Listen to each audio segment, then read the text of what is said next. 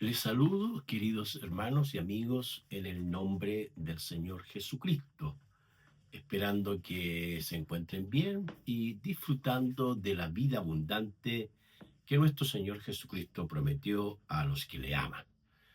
Al mismo tiempo, quiero expresar mis buenos deseos para este año 2026, 27, 28 y mucho más adelante.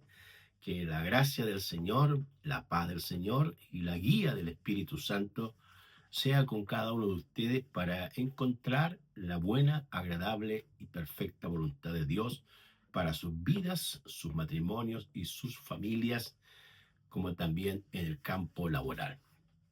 En el día de hoy vamos a leer el pasaje de la escritura de Génesis capítulo 2, versículo 8.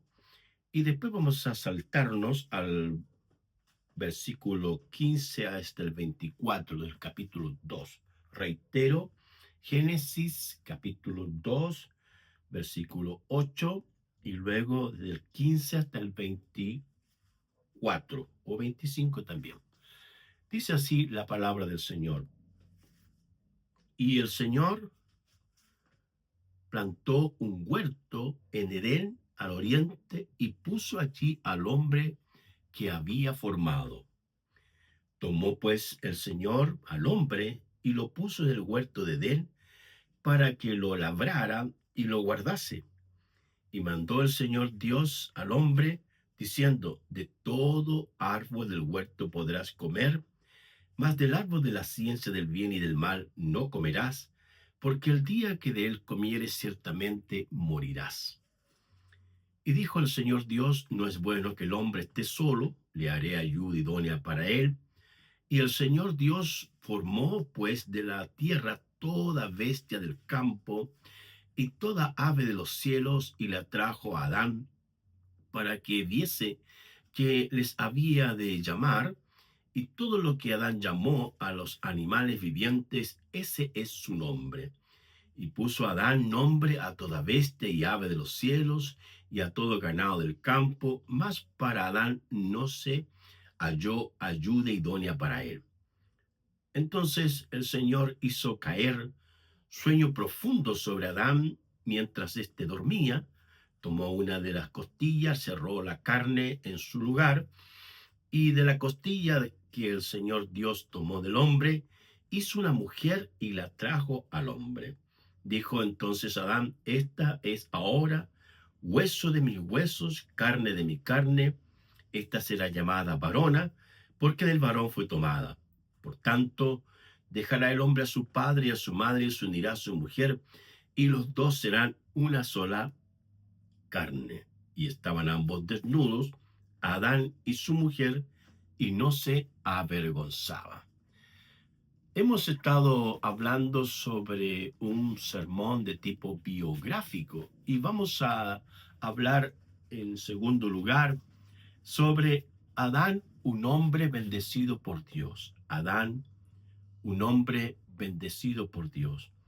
Las escrituras, como lo hemos planteado en reiteradas ocasiones, y es necesario seguir reiterándolo, es el Dios todopoderoso, creador de los cielos, de la tierra, de las plantas, de las aves, que hizo al hombre a su imagen y semejanza, y que la imagen tiene que ver con la parte moral de Dios, ya que el hombre también tiene intrínsecamente en su espíritu la idea de acercarse a Dios, de tener un Dios todopoderoso en el cual se puede relacionar con Él.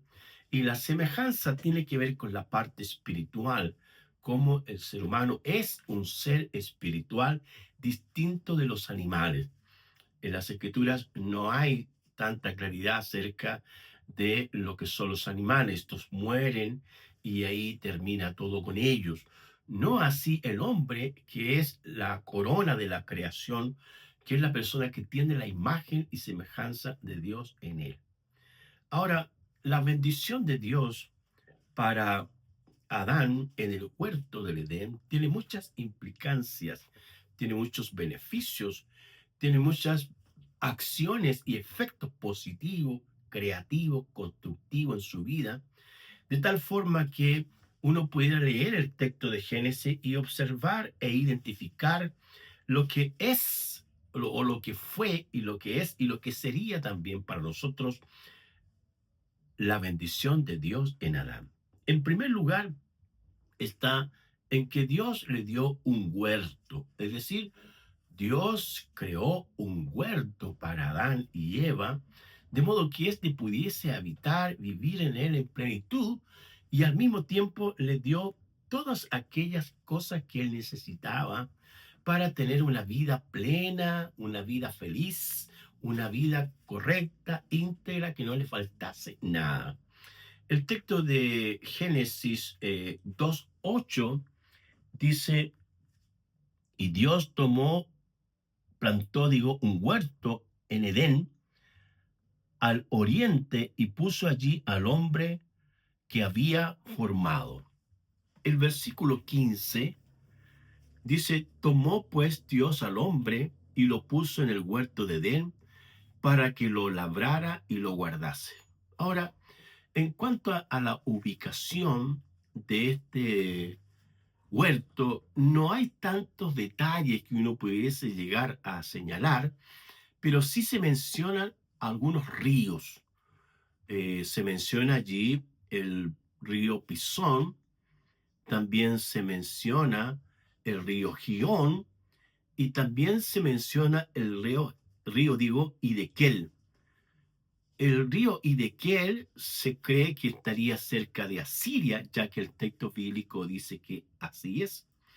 Pero también se menciona el río Éufrates. Del río Éufrates nosotros podríamos decir que tenemos más memoria en un sentido, ya que ese río está cerca de Irak, ¿ya?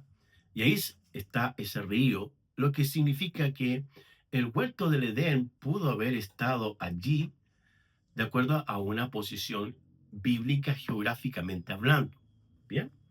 Pero lo importante acá es que el Señor le dio un lugar especial para que viviera Adán y su esposa Eva más tarde. ¿Cuáles son las tareas que tenía que hacer Adán? Tenía que labrar la tierra, tenía que guardar, en este caso, el huerto, protegerlo, era su responsabilidad. Y al mismo tiempo Dios le dio todos los frutos de los árboles para que pudiera comer, pudiera alimentarse. Y lo que sí observamos en el pasaje es que hay un árbol que es el árbol de la ciencia del bien y el mal. Le estaba prohibido a Adán comer de ese árbol. Eso dice el versículo 17. Le dice el versículo 16, mandó Dios al hombre diciendo, de todo árbol del huerto podrás comer. Dios le ordenó, le dio un mandamiento, le dio una ordenanza específica, clara, que Adán podía comer de todos los árboles que estaban en ese huerto. Pero le dijo, más del árbol de la ciencia del bien y del mal no comerás, porque el día que de él comieres ciertamente morirás. Muchos se han hecho la pregunta por qué Dios colocó y le dio esa orden de no comer de ese árbol específicamente. Uno podría pensar de que el Señor creó a Adán un ser libre, una persona con conciencia, con sabiduría. Recuerde que fue hecho a la imagen y semejanza de Dios, que tenía su espíritu, que tenía competencia, tenía habilidades, y que en ese aspecto Adán fue capaz de darle nombre a todos los animales que en ese tiempo estaban allí en el huerto del Edén. Pero esta prohibición viene a marcar en un sentido esa capacidad del ser humano de decir estas cosas sí puedo hacer, estas cosas yo no puedo hacer. Porque Dios es el que ordena las cosas, Dios es el que pone límite a las cosas. Y en ese aspecto el Señor le dijo que no debía comer. Y en ese sentido se cree que Adán por muchos años vivió una vida plena con su esposa ahí en el huerto de Edén, Eva, y no comieron del árbol que Dios le había prometido o prohibido, digo, que no debían comer. Bien, En segundo lugar, la bendición de Dios para Adán era en que le dio Dios una ayuda idónea. El versículo 18 dice, y dijo Dios, no es bueno que el hombre esté solo, le haré ayuda idónea para él. Fíjese en este detalle. Todos los pasajes anteriores, cada día que Dios iba creando, se dice que todo lo que Dios hizo era bueno. Esa es la palabra que más se repite, bueno. Bueno significa lo correcto, lo perfecto, lo necesario. Eso tiene que ver con la traducción de la palabra bueno. Pero aquí hay algo que Dios dice y añade el escritor Moisés, que no era bueno que Adán estuviera solo. Perdón. Dice, no es bueno que el hombre esté solo, le haré ayuda idónea para él. Es Dios quien señala que el hombre no está bien que esté solo. La vida sola no es la voluntad de Dios. Estar solo no es la voluntad de Dios. Aunque hay mucha gente que dice mejor estar solo que mal acompañado. Pero ojo con esto, que esa es una definición o una conclusión humana. No tiene que ver con la palabra del Señor. Pero es la palabra del Señor y es Dios quien dice que el hombre no es bueno que esté solo. Tanto hombre como mujer, ¿ya? Yo a veces uno conversa y escucha comentarios, observaciones, humor acerca de esto, pero es del Señor quien dice que no, bueno, que el hombre esté solo. Y Dios le dio una ayuda.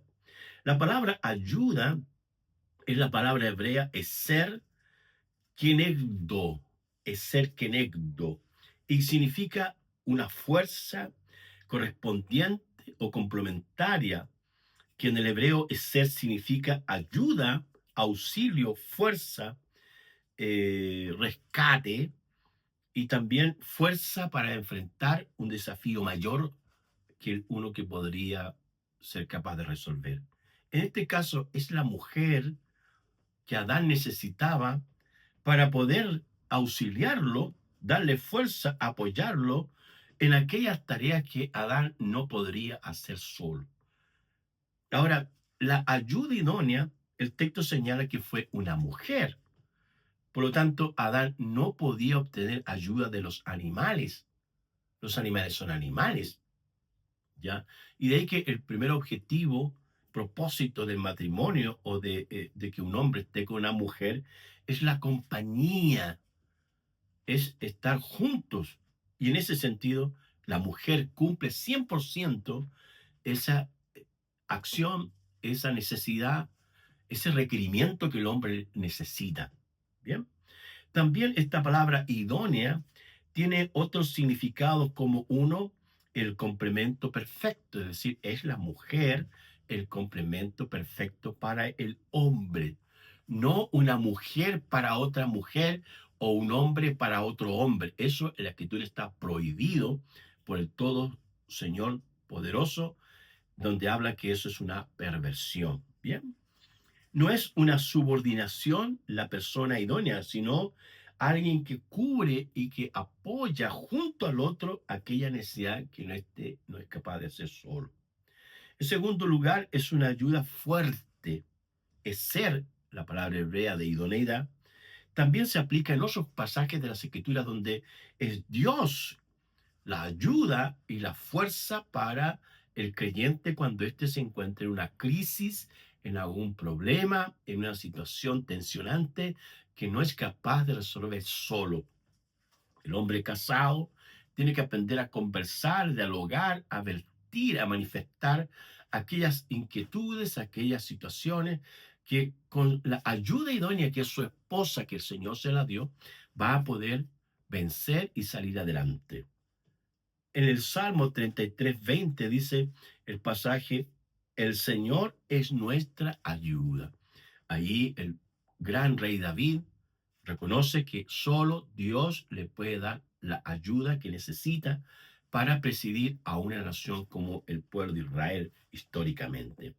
En el Salmo 46:1 dice, Dios es nuestro refugio y fortaleza. ¿De dónde vendrá mi socorro? Dice el pasaje. Mi socorro viene del Señor. O sea, la ayuda que yo necesito viene del Señor. Y en este caso, en el matrimonio, siempre la ayuda terrenal para las cosas físicas es la esposa. Y es eso lo que nosotros tenemos que reconocer, que Dios creó una ayuda idónea para las tareas, las misiones, las responsabilidades, las obligaciones que tenemos como hombres, que Dios nos ha puesto en nuestros hombros. En Filipenses 4:19 dice, Dios suplirá todo lo que les falte. Dios suplirá o Dios nos ayudará en todas aquellas cosas que necesitemos. En cuarto lugar, la palabra cero ayuda también se aplica a lo adecuado, digo, a lo apropiado y posee las cualidades necesarias para una función específica, siendo el beneficio para la relación. Mire, hay muchas cosas que a veces, como humanos, como personas imperfectas, discutimos y la verdad es que fallamos, erramos, porque no somos capaces de reconocer que necesitamos ayuda de otros. Bien. Y en cuarto lugar, la palabra ser también tiene que ver con la cooperación y es una cooperación activa que ayuda a lograr metas y objetivos del ministerio. Es en este caso el apóstol Pablo, Pedro y Juan y el mismo Señor que dijo que el Espíritu Santo sería el que les ayudaría, el que les capacitaría, el que les entregaría competencias sobrenaturales para ejercer el ministerio donde quiera que Él les quisiera llevar. Y en este caso tenemos que reconocer nosotros los pastores, los hermanos, los creyentes y en el matrimonio, que Dios, Espíritu Santo, es el que nos puede ayudar. Hay un pasaje en el Nuevo Testamento que me gusta mucho, que está allí en Romanos 8. Voy a ir rápidamente allá. Y dice así, Romanos 8:26, dice, de igual manera, el Espíritu nos ayuda en nuestra debilidad, pues que hemos de pedir como conviene no lo sabemos, pero el Espíritu Santo intercede por nosotros con gemidos indecibles. Y de igual manera, el Espíritu nos ayuda. Entonces, ¿de dónde vendrá mi socorro? ¿Quién es la persona que me puede ayudar en las cosas espirituales, en el ministerio, en el servicio, en la enseñanza, en la consejería, en hacer un plan de curso, en hacer los recursos didácticos, en las partes técnicas? Es el Espíritu Santo de Dios. Él es la mejor ayuda que usted y yo necesitamos cada día. Y en tercer lugar, la bendición de Dios para Adán está en que Dios le dio una familia. Volviendo a Génesis, familia, el pasaje de Génesis 2,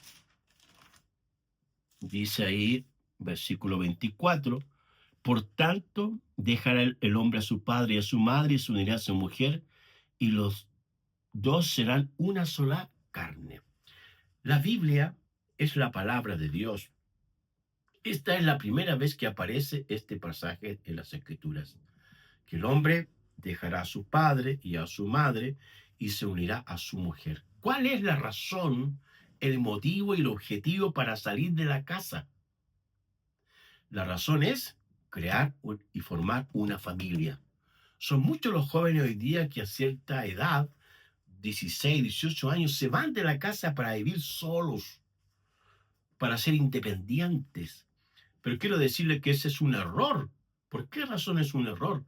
Porque el hecho que una persona, un joven, hombre o mujer, tenga cierta estatura físicamente, 1,80 m, 1,70 m, y crea que de acuerdo a las leyes sociales o culturales es mayor de edad y puede tomar sus propias decisiones, hay muchos jóvenes que han cometido errores a nivel emocional, a nivel moral y en otras áreas donde aún están en formación y en aprendizaje.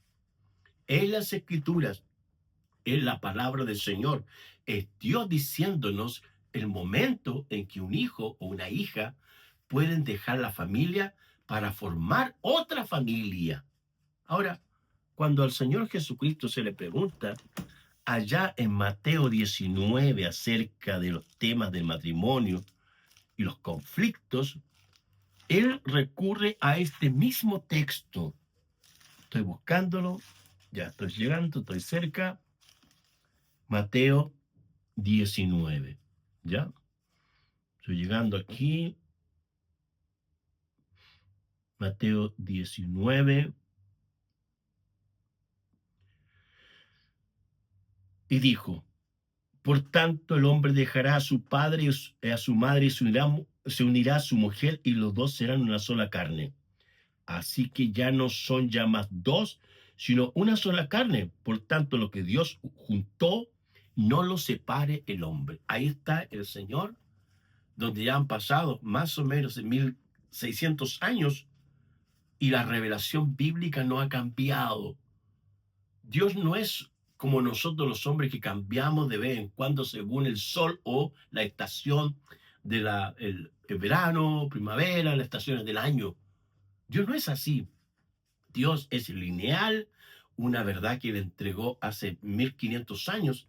En nuestra era serían 2000, o mejor dicho, como 3500 años atrás del Génesis. Esa verdad no ha cambiado. Y es el apóstol Pablo en el texto de las epístolas cristológicas, cuando él le escribe a esta comunidad de Éfeso acerca de la familia y el matrimonio. Allí en Efesios capítulo 5, versículo 31 dice, por esto dejará el hombre a su padre y a su madre y se unirá a su mujer y los dos serán una sola carne. Grande es este misterio, mas yo digo esto respecto de Cristo y la iglesia. Y ahí Pablo reconoce que el matrimonio es un misterio, la familia es un misterio, es algo que se va descubriendo poco a poco, que uno va conociendo diferentes acciones y hechos y tareas y obligaciones del matrimonio, porque el matrimonio no es solamente la unión física, emocional, moral, sino que también hay una unión espiritual más trascendente. Por eso Pablo habla de un misterio. Y Cristo Jesús, el Señor, que es el mismo Señor que habla con voz autoritaria, de autoridad, que tiene el fundamento, él dice, lo que Dios unió, no lo separe el hombre, no lo separe el hombre. Entonces, muchos hombres no son capaces, ni han querido aprender, ni han querido subyugar sus mentes y su corazón para mantener una unidad en el matrimonio por toda la vida, hasta que la muerte los separe. ¿Quién dijo eso? Es Dios quien dice eso, es Cristo Jesús. Dice, hasta que la muerte los separe. Tenemos que aprender a tener la capacidad para resolver nuestras diferencias.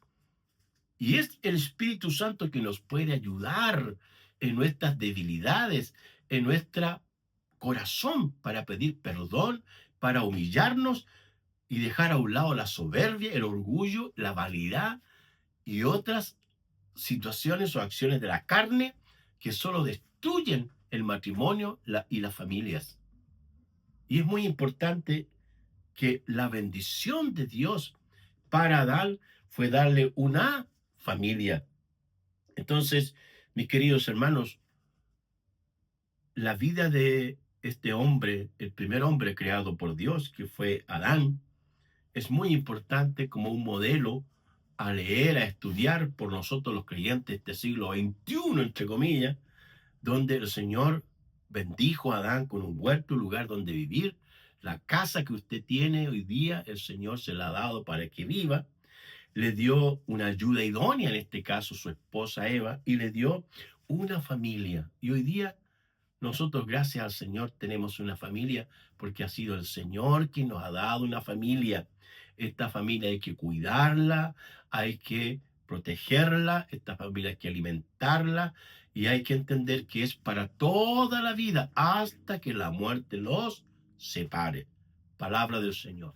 Padre, en el nombre de Jesús, te damos gracias por tus bendiciones, por tu ayuda, por tu consejo y reconocemos que cada día te necesitamos a ti, que tú eres nuestro ayudador, que el Espíritu Santo es el que nos ayuda en nuestra debilidad, pero también está nuestra esposa que nos ayuda, que nos aconseja y que a veces nos da el consejo asertivo que como mujer tienen y que ven cosas que nosotros los hombres no vemos.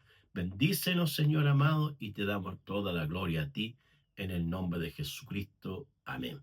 Que Dios les bendiga.